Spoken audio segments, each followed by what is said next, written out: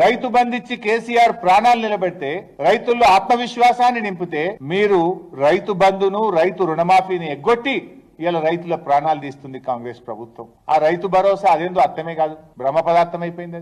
అది ఎప్పుడు ఇస్తారు, ఎంత ఇస్తారు, ఎంతమందికి ఇస్తారు, ఒక క్లారిటీ లేదు. దానికి ఒక కమిషన్ వేసినారు, దానికి ఒక కమిటీ వేసినారు, కేబినెట్ సబ్ కమిటీ వేసినారు. ఏం చెప్తుంది ఆ కేబినెట్ సబ్ కమిటీ? ఇంకెప్పుడు చెప్తుంది? జిల్లాలు తిరుగుతామంటారు, అసెంబ్లీలో పెడతామంటారు, రైతు భరోసా ఇస్తామంటారు. ఇక నెల 2 నెలలు అయితే యాసంగి పంట స్టార్ట్ అవుతుంది. నెల 2 నెలలు అయితే యాసంగి పంట షురు అవుతుంది. మరి యాసంగి పంట స్టార్ట్ అయినాక వానాకాలం పెట్టుబడి సాయం చేస్తారా?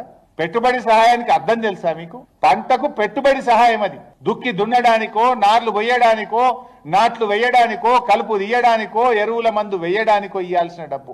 దుక్కి దున్నుడైపోయింది, నార్లు ఓసుడైపోయింది, నాట్లు వేసుడైపోయింది, యూరియా డిఏపి మందులేసుడు అయిపోయింది. ఇక కోత మాత్రమే మిగిలింది. ఇంకెప్పుడు ఇస్తారు రైతు భరోసా? ఎన్నడిస్తారు రైతు భరోసా? ఎంతమందికి ఇస్తారు? ఎంతమంది